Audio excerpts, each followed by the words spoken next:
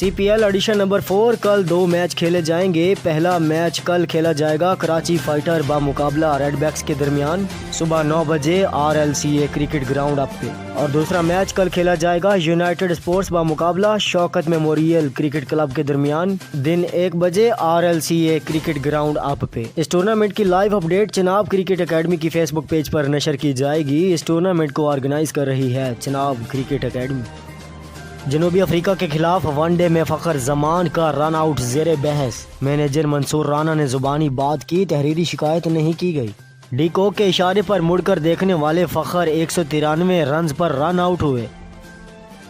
पैसे की चमक जनूबी अफ्रीकी खिलाड़ियों पर गालिब आ गई। 5 खिलाड़ी आखिरी मैच खेलने के बजाय IPL खेलने रवाना। और गुलाम फरीद साबरी का नाम कवाली की पहचान। गुलाम फरीद साबरी को दुनिया से गए 27 बरस बीत गए।